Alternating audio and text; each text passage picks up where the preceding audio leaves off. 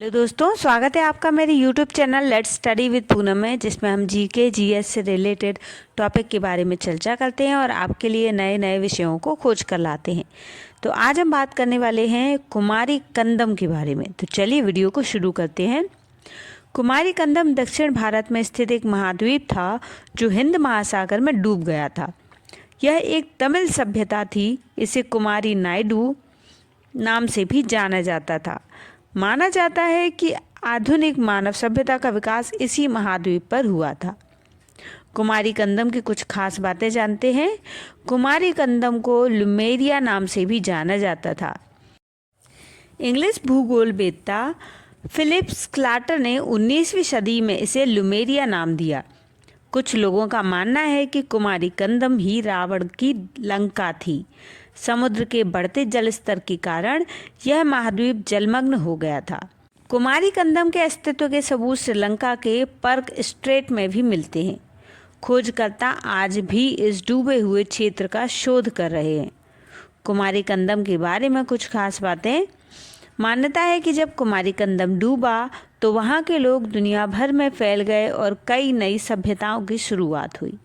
समय समय पर समुद्र के बढ़ते जल स्तर और उसमें दुनिया के कई शहरों के डूबने की खबर आती रहती है। इसके पीछे की वजह ग्लोबल वार्मिंग बताई जाती है। इस कारण से कई विनाशकारी बदलाव होने की बात कही जाती है। प्राचीन काल में भी ऐसा होता रहा है, जिसके बारे में यूनानी सभ्यता के महान फिलोसोफर प्लेटो ने इस बात की जानकारी दी थी कि आज जो अंटार्कटिका बर्फ में दबा है, उसके नीचे कुछ शहर भी दबे हुए हो सकते हैं। यही नहीं, भारत का एक बहुत बड़ा भाग भी समुद्र में दबा हुआ है। जब से पृथ्वी पर मानव सभ्यता आई है, तब से लेकर विनाशकारी कई चरण हुए हैं। इस कारण कई प्रजातियां विलुप्त हो गई हैं। कई नई प्रजातियों ने जन्म लिया है। दुनिया के सभी ग्रंथों में महाविनाश का जिक्र मिलता है। यही नहीं, वैज्ञानिकों ने भी इस बारे में पुष्टि की है। प्राचीन जनजातियों में भी जल द्वारा महाप्रलय का उल्लेख मिलता है। इसी तरह भारत के डूबे हुए भूभाग कुमारी कंदम का जिक्र तमिल सभ्यता के तमिल साहित्य में भी मिलता है। वैज्ञानिकों के अनुसार गोंडवाना नामक द्वीप के टूटने से भारत और ऑस्ट्रेलिया और अंटार्कटिका का निर्माण हुआ था।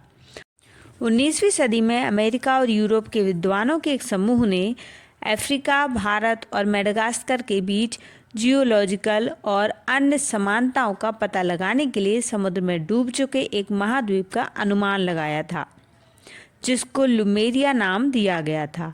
इस खोज में एक अन्य द्वीप का पता चला, जिसका नाम MU यानी मुंह दिया गया था। प्राचीन काल में हिमयुग पिघलने के बाद जब इसका पानी समुद्र में आया तो इसका स्तर इतना बढ़ गया कि इससे लुमेरिया और मू नाम के दोनों द्वीप पानी में डूब गए थे। वैज्ञानिकों का दावा है कि इन दोनों महाद्वीपों पर मानव सभ्यता काफ़ी विकसित थी। तमिल इतिहासकारों के अनुसार इस द्वीप का नाम कुमारी कंदम था। इसके साथ ही प्राचीन काल में इसे दूसरे नामों से भी जाना जाता था, जैसे कुमारी कांतम, कुमारी नाडू, कुमारी कंदम।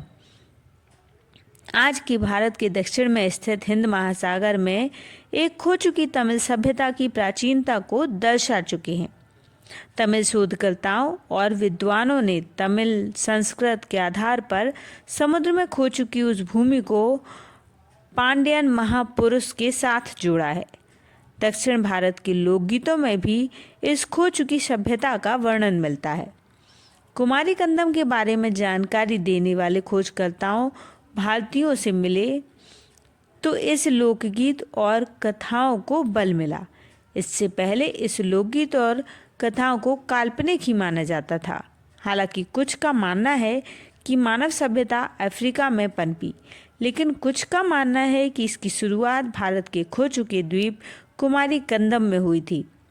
खोजकर्ता फिलिप कॉल्टन ने कुमारी कंदम पर बड़ी बारीकी से खोज की और उन्होंने भारत और मेडागास्कर में बड़ी तादाद में बानरों के जीवाश्म में मिलने पर यहाँ पर नई सभ्यता की बात कही है। इसके बारे में उन्होंने 1864 में एक किताब भी लिखी थी। कुमारी कंदम का एरिया उत्तर में कन्याकुमारी से लेकर पश्चिम ऑस्ट्रेलिया जबकि पूर्व में मेडागास्कर तक फैला हुआ था। ऐसे में अनुमान लगाया जाता है कि आज के भारत से 3 से 4 गुना बड़ा था। भारत ने भी इसको लेकर शोध किया है, जिसमें कहा गया है कि आज से 14,500 साल पहले समुद्र का स्तर आज जितना है उससे 100 मीटर नीचे था और आज से 10,000 साल पहले ये 60 मीटर नीचे था। इसलिए यह पूरी तरह ये संभव है कि यहाँ पर श्रीलंका से जुड़ने के लिए एक भूमि पुल था, लेकिन धीरे धीरे जल स्तर बढ़ा और यह पुल भी समुद्र में डूब गया। पिछले 15 सालों में समुद्र के बढ़ते जल स्तर ने बाढ़ का काम किया और यह 2 महाद्वीप और पुल भी जलमग्न हो गए। खोजकर्ता कार्ल्टन ने यह भी बताया कि लुमेरिया द्वीप के लोग काफ़ी लंबे होते थे, जो आज हिंद महासागर के नीचे समा गया है।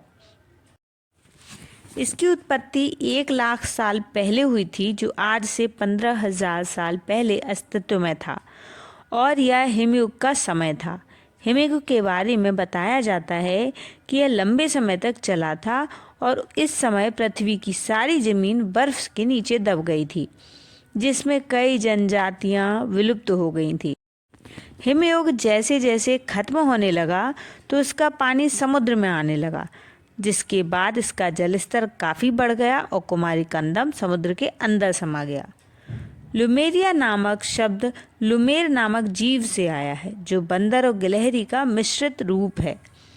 इसके साथ ही इस लुमेर जीव का मुख्य स्थान मेडागास्कर है। इसके अलावा यह भारत और मलाया में भी पाया जाता है।